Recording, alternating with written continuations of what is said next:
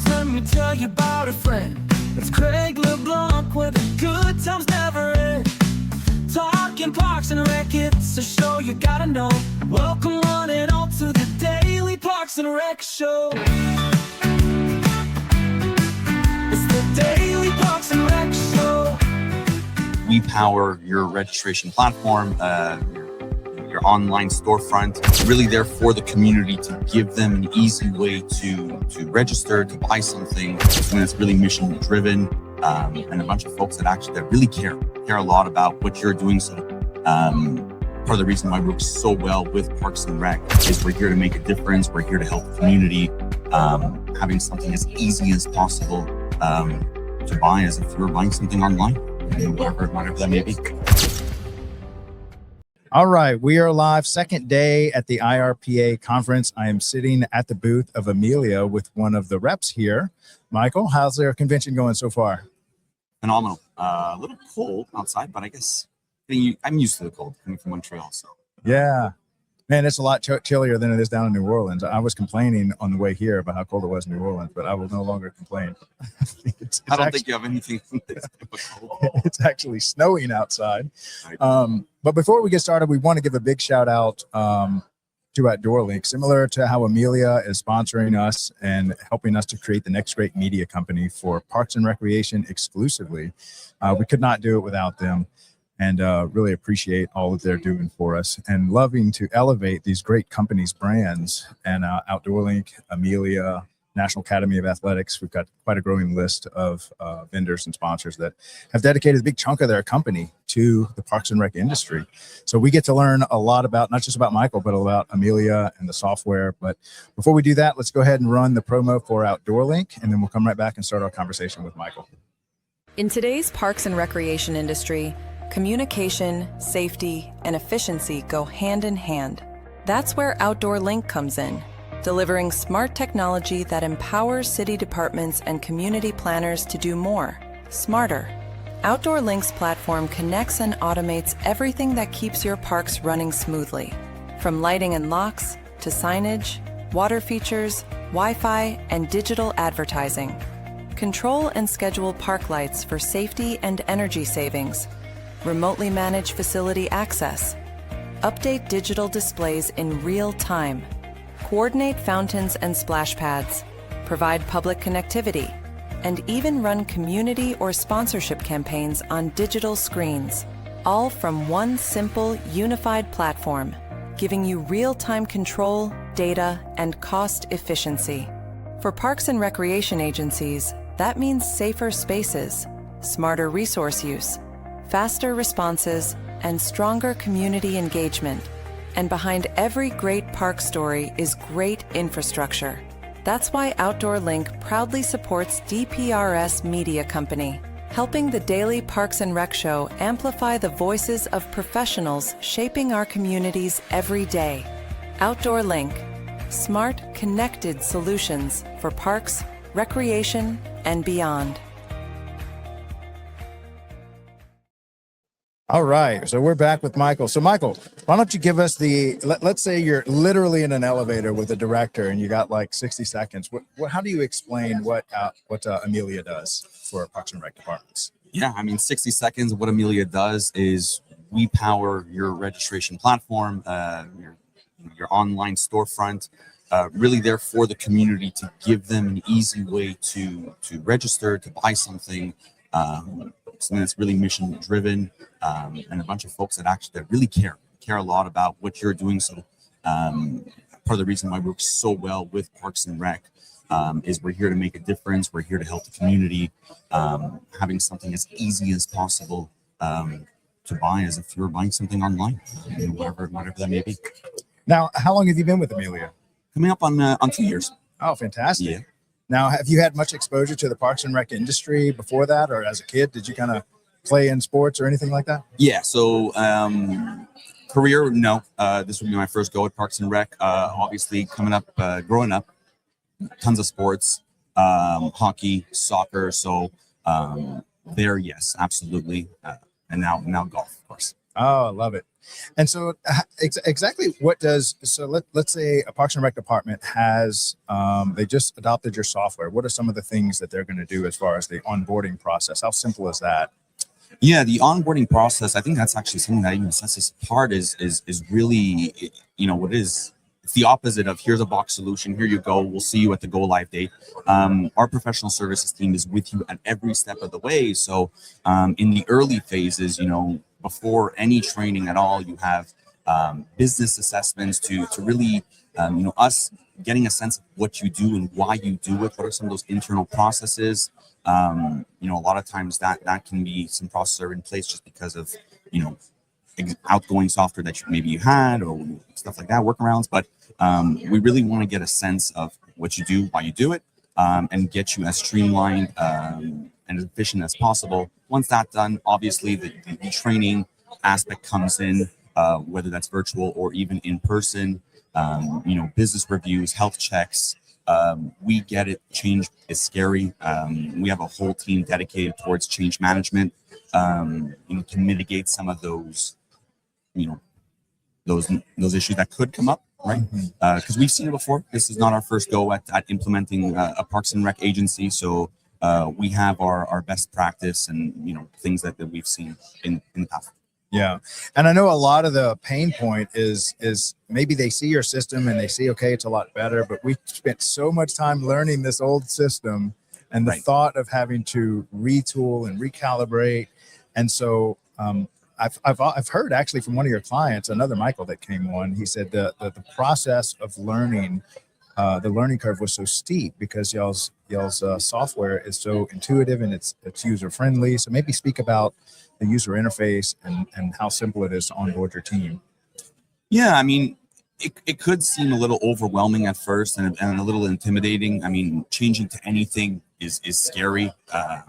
When we're talking about software, but it could be the food you eat or it could be anything else. Obviously, when you change for the unknown, it's like, how is that going to be? How is it going to impact our business practices? So we get it. But I mean, the user experience is such that I would actually challenge Michael, and I would say that at first it might seem a little intimidating, but the more your staff is going to be utilizing it on a day-to-day, they're actually going to be spending. I was talking to some of our other clients yesterday, and some staff members that use the software every single day, and they were just talking about how much less they have to be in the platform because doing those things, even on the back end, for staff is so much easier and saves a lot of time. So they're actually finding that they're spending less time in the software and more time spending with the community, which is really what we want.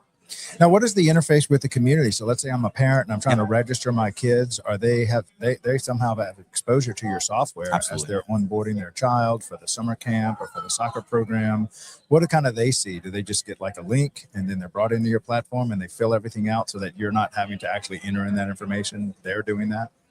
Yeah. So the front end user experience is, I think, where we shine most.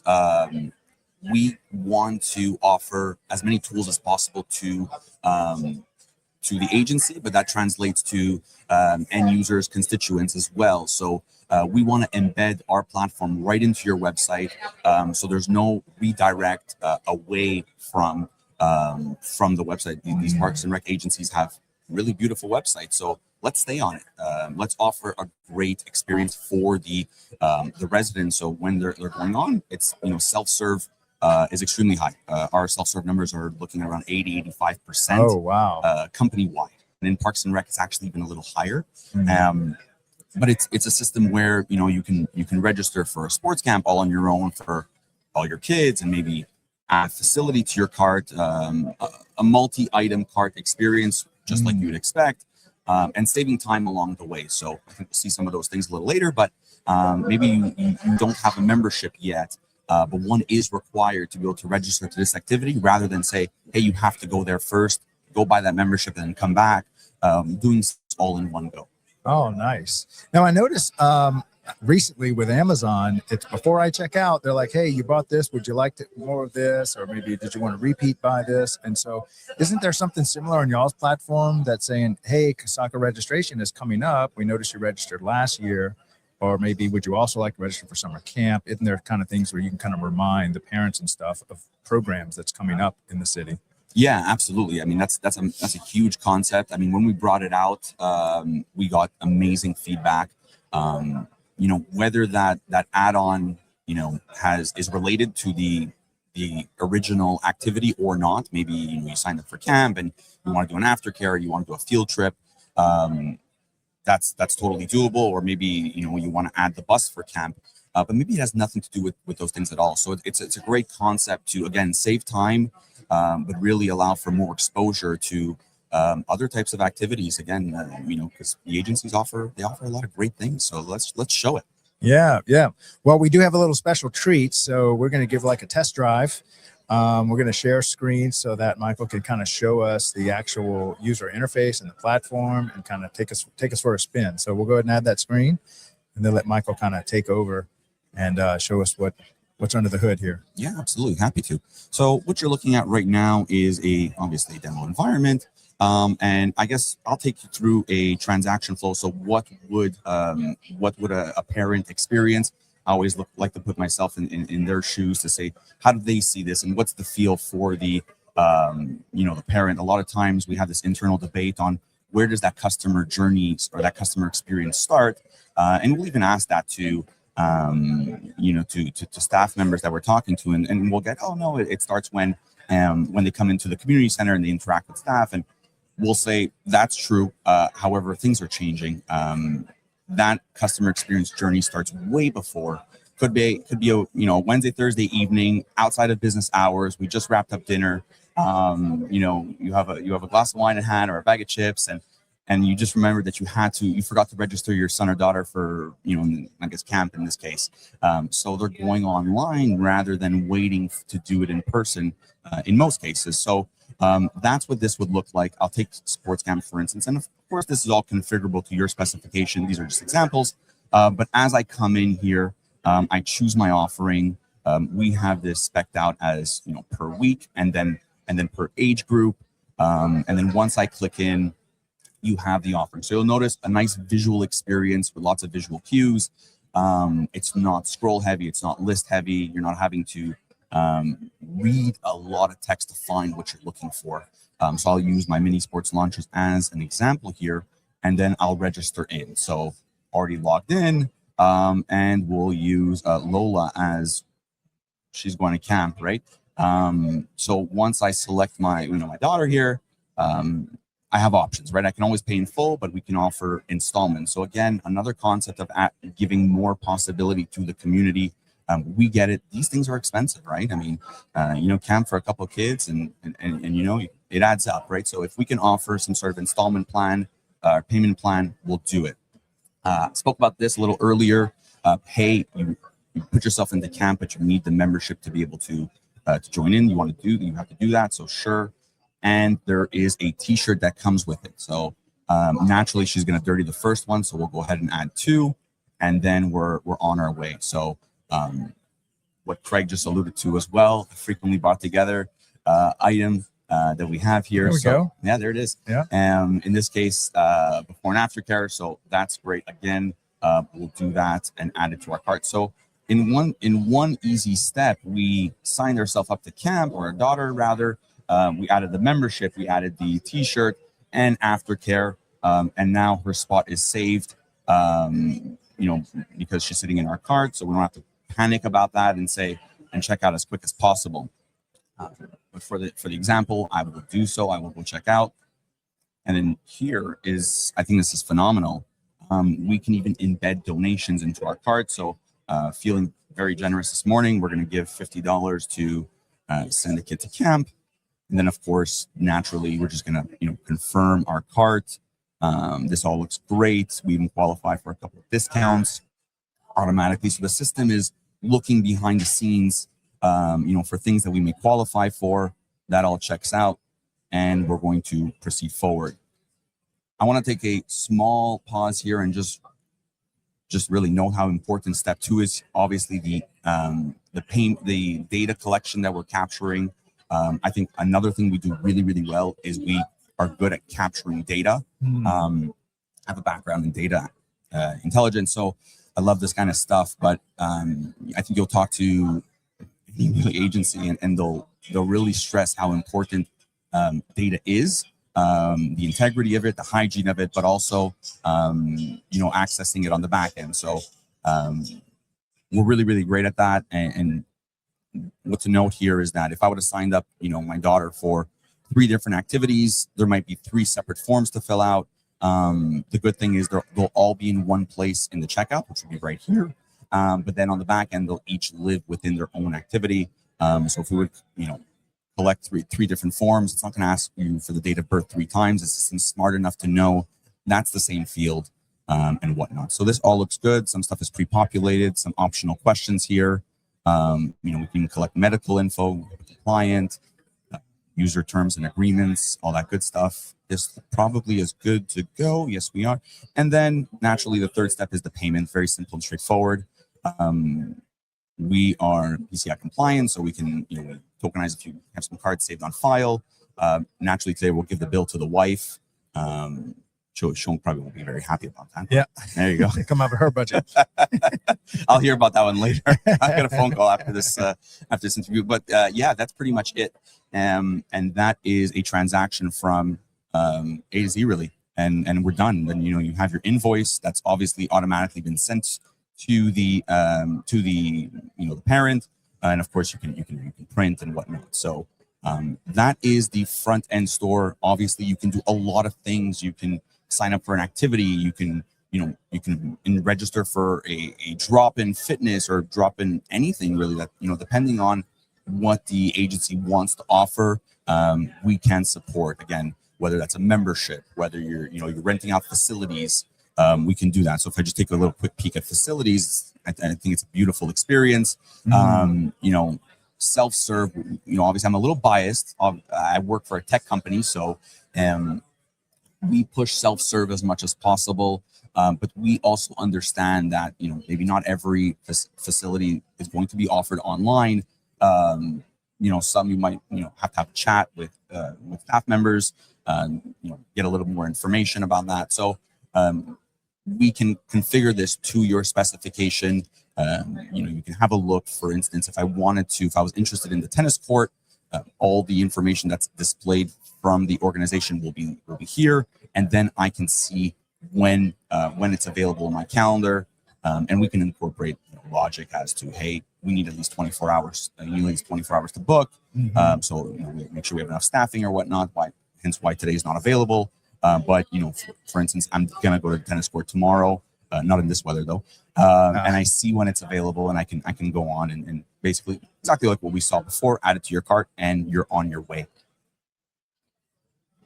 So that's the facility booking. A lot to like here, but again, maybe you don't offer all these things. It could be you have maybe a more simplistic offering, or maybe you're just starting out and you might offer these things in the future. For instance, membership is always a great example. We don't offer it today, but we might start offering it in the next 2 years. That's not a problem.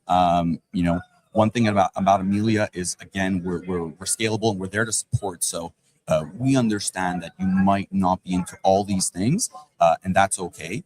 Configure it later on, turn it on, and you'll see it in the store. So when it's ready to go. So it's an approach that again, we're there to support and work with the agency, and I think that's why we align so well. We're also mission driven, just as you guys are, and we're listening. A big part of this is, and you asked me how long I've been at Amilia. When I started showing off the platform a little less than 2 years ago, it was already very advanced, given that we've been in business for about 17, 18 years now. But it wasn't the same platform that I get to demo today, and that changes. I was just looking at my email yesterday or the day before, and I get notified about new things that are coming. We have a page devoted to what's new with Amilia, so we're investing millions and millions of dollars to really continue to push and innovate. And before we do so, listen to our clients that Parks and Rec is a space we're hyper focused in. And listen to, what do you guys need? What makes a difference? What helps the community? Because we want to be a part of that as well. So we're continuing to add and refine every step of the way. Fantastic. And so I'm also looking at something that says punch cards. Yeah. What is that? Is that for like employees and stuff? No, punch cards again, they're for the residents. So we understand that. I mean, it's there giving another option. So you can purchase punch cards. Whether that's good examples of that, or maybe I'll use the pickleball example because pickleball is so prevalent these days. Maybe unlimited pickleball for the month, and you want to offer an unlimited 24/7 pickleball. That's good for the month, or maybe you want to offer a 10 pass class, and use them as you want. They're good for the year. As you start using them, you redeem one, it goes down. And in practice, what that could look like, for instance, if I'll use my drop-in fitness as an example, you'll see that here. So I have classes that I can drop into. I'll register for it, of course. Let's say I'm going to get ripped to the core, which is probably a good New Year's resolution that I should have incorporated. That's it. Never too late for that. You'll see if I scroll down, there you go. The wife and we already have some punch cards available. The wife, she's been busy at it. So she has 8 left. So, and that's the thing. So rather than, adding it to your cart and going through the payment process again, you can literally just click on it. Perfect. Confirm, one click, you've been registered. And then again, you've been notified that on your personal account, maybe on the mobile app, which again, we also support with giving more options to the community, depending what they want to do. Okay, I see. So pretty much anything that you can register for, with any type of programming that a city might offer, whether it's camp registration or yoga classes or anything, that your entire community can look at this dashboard like this and register you and the wife for some tennis classes and the kids for after school care and summer camp, and pretty much automates the whole thing. Yeah, absolutely. That's super well said. I mean, we're giving the ability for residents to do it on their own, but we understand that that some may not feel comfortable to do it, or maybe they would feel much more at ease if staff did it for them, and we support that as well. We'll never go away from that because we're here to serve. I always use my parents as an example. On my mom's side, my mom was super tech savvy. On the other side, my dad's less tech savvy. So we're there to support both. Staff will always be there to help out and maybe, do a purchase for them. A good example of that can also be, hey, I dropped into that fitness class. I love it so much here. I feel really comfortable, while I'm at the community center. Hey, can you just add a membership to my account? And then staff can always support those type of things as well. Yeah, because they still have the senior centers of people that maybe aren't as tech savvy. And so they do need a little assistance where they can call the community center, and then someone on staff can kind of register them for it and kind of walk them through the process. Absolutely. Whether that be a full purchase that staff can do on behalf of the constituent, or, concessions and reservations for rentals, all that stuff, staff has at their fingertips to support with. Now, do y'all do anything for special events as far as registering for that? Yeah, absolutely. We get a lot of those that are going to be, single day events. Again, what's super critical about that is, capturing the information for those events. That's really important. There's information that needs to be captured, and rather have that external. Maybe you have those handwritten notes. We want to avoid that because those get lost. Those are notorious for getting lost. Yeah.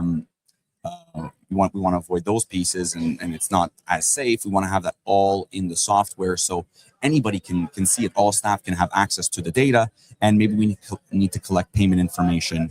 But more often than not, the data is super critical. The more information, the more data we have, the stronger we are. So we support a lot with single day events,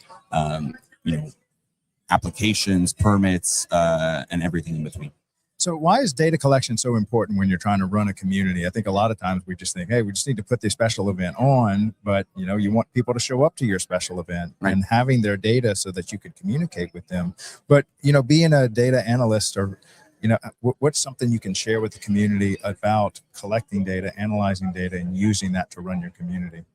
That's a really good question. So a lot of that has to do with, if we don't have good data hygiene, we can't make more informed decisions. That could be something as simple as, if I go back, we'll go back to as if we're not having any data, or we have handwritten notes that are getting lost. And to answer a question of how many individuals are registered to this event, and couldn't tell you. I mean, maybe 10, maybe 20, maybe 50. We don't know. So how can we staff accordingly for that event? And that's obviously a very simplistic example, but it could get a lot more complex than that. One area where we got a lot of feedback from our core client group was, they wanted access to dashboards, trends, seasonality. So we incorporated our SmartRec analytics on the back end, of course, giving them that exactly, rather than having to depend on pulling reports, bringing that into maybe Excel and running a couple of fancy macros or pivot tables and getting having to work at it before you get charts and tables that you can report on. We have that all baked out into SmartRec, where with the click of a button, if we need to answer the question of, hey, how are we performing year over year in this activity, we can answer that question. Or a brand new one actually that we just launched was facility visits. So we need to know how many members are visiting this facility at this time of the day, or maybe this day of the week. Very important information to know. Again, it might tap into staffing, but it could tap into other things as well. Yeah. So you have a lot of reporting and reports that you can kind of show about a certain facility or a certain event. Is that something you can show us, or are you hooked up to that where you can show some of the reporting? Yeah, absolutely. 100%. Just add that back to stage. There you go. And then there we are. Learning on the go here. That's it. So this is the front end. If I navigate over to the back end of things, I think we'll start with analytics super quick. And you'll notice this is running very quick. Some of this data is going to look a little strange because we are in a demo account, of course, so it's just an example. But I think in principle, you get the idea. So if we wanted to say, hey, to my example just before, how are we doing, in a specific activity? Let's say we'll take sessions overall. How are we doing year over year? Well, we're actually down a little bit in comparison to the last 12 months. So we're gonna have to continue to work at it. And that is true. If we wanted to see over time, how are we doing? We can get a lot of trends, a lot of data, and see how this is all going. And, this is great in SmartRec, but maybe we understand you might want to pull this information out to put it into executive summaries, executive reports, slide decks, and that's all exportable. So that's sales data. Also super, super strong in membership. We work with a lot of agencies that are very, very membership driven. That's also true in Parks and Rec, of course. And we can see, who started a membership, who ended a membership, transfer ins, transfer outs. For instance, myself, I have an adult membership, but I just got married and I had a couple kids. Well, that membership went from a single person adult membership to a family membership. Well, that's not a net new, but that's a transfer in. So knowing the difference, reporting on the difference, super, super important. The facility visits is literally a couple weeks old. This is feedback we got from one of our customers that wanted to be able to see, what time of the day and what days of the week are facilities most common and most busy. So we can see it, and we can even track that by membership, because that might be different depending on the membership. And we can even be as granular to see on a person level. So you see my name at the top there, super busy. I always come in very often. So that is the analytics feature. We got wonderful feedback, but we continue to refine. And then reporting will never go away. We're actually working very, very hard into our reporting. I think when we first got started, back 17, 18 years ago, we sat in a dark room and I think we had the wrong approach where, we thought about, what data would they want to see?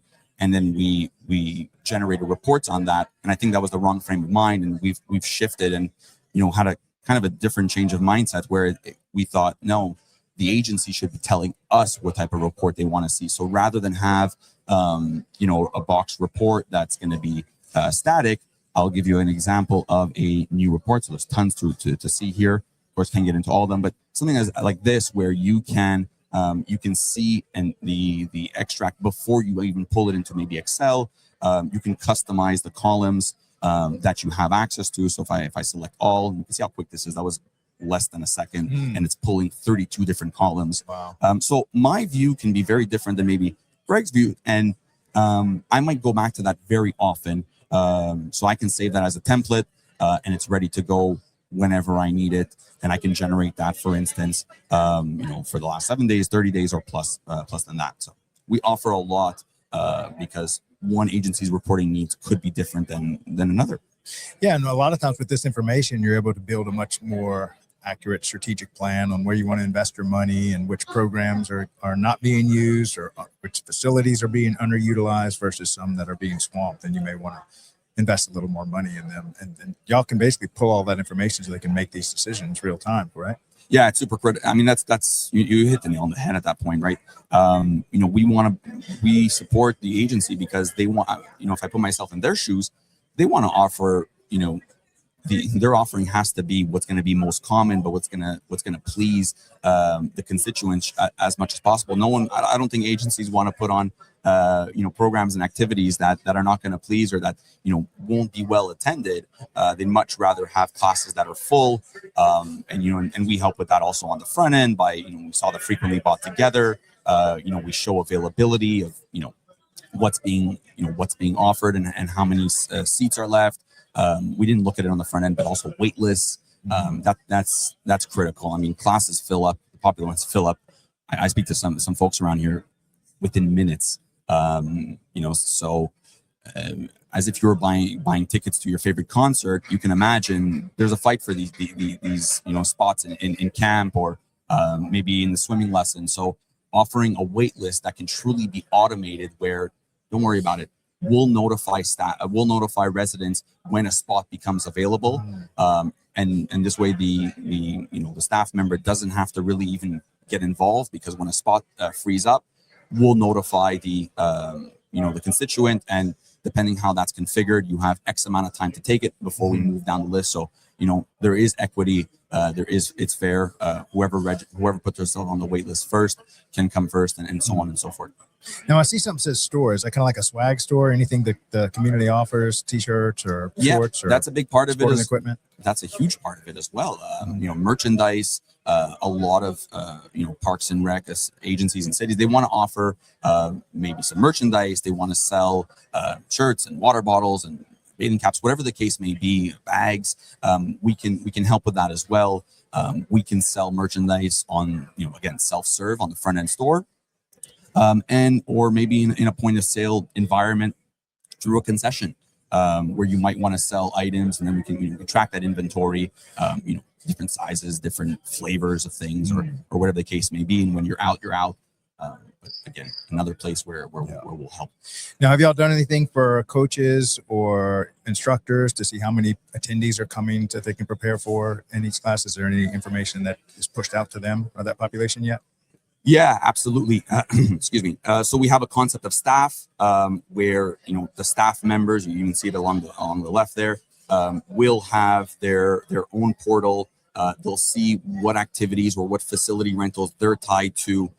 So then they can build out their schedule. All that is offered automatically. So if I even click in here I'll show you, and we'll see staff management, and then I can view the schedule. I can view the schedule on a daily basis. If I am a supervisor or whatnot, and I can see all my staff members. Of course, I can filter this out, by specific facility or by tag. We have a concept of tags where we can maybe tag some staff members. And if I want to send these schedules out, I can send out all the schedules for maybe the next 6 months, or maybe that's too far. That's too far of a date range, but even just maybe the next week, and I can send to all staff or maybe specific staff members.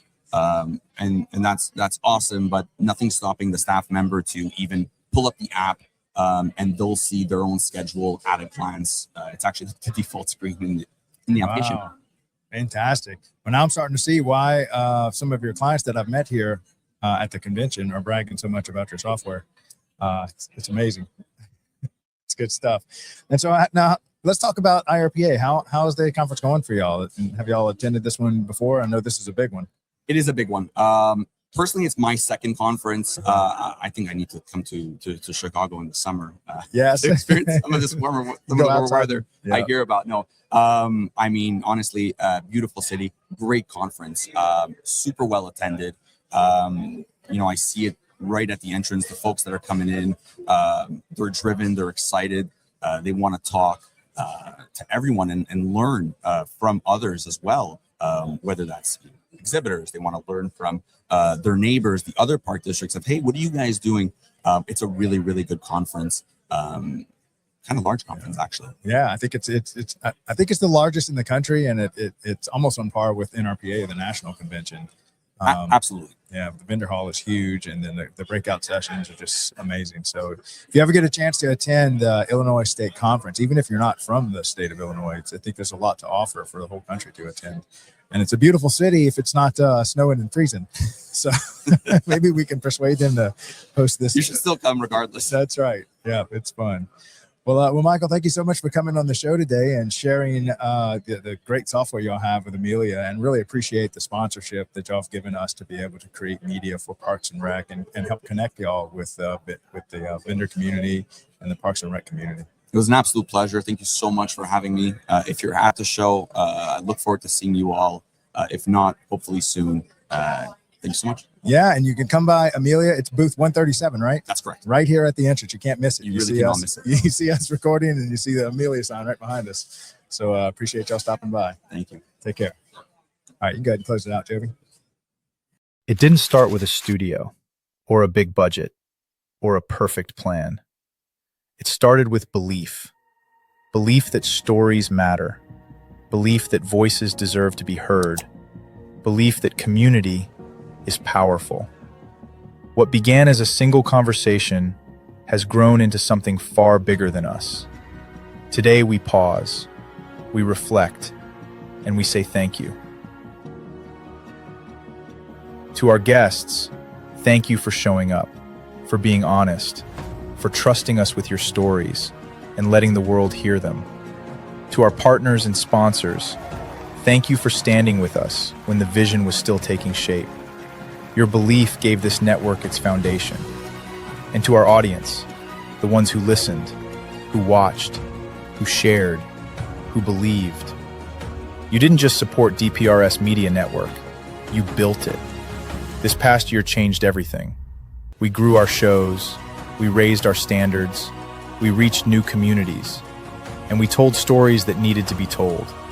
From parks and recreation to sports, youth, technology, and culture, we learned something important. Growth isn't about numbers, it's about impact. As we grow, our mission becomes clear. Our mission is to create media that matters, media that educates, media that inspires, media that connects people through honest, human storytelling. To spotlight the people, the programs, and the ideas shaping parks, recreation, sports, and the future of our shared spaces. And our vision is bold. We envision a media network that doesn't just document the world, but helps shape it, where local voices spark global change, where communities see themselves reflected, and where media is a force for good. The future ahead is bigger than any single episode. More voices, more stories, more collaboration. Live events, original films, deeper conversations, and a growing community united by purpose. From episode 1 to episode 400, thank you for believing when it was hard. Thank you for staying when it was uncertain. And thank you for walking this journey with us. This is DPRS Media Network, built by community, driven by purpose, powered by stories. And we're just getting started.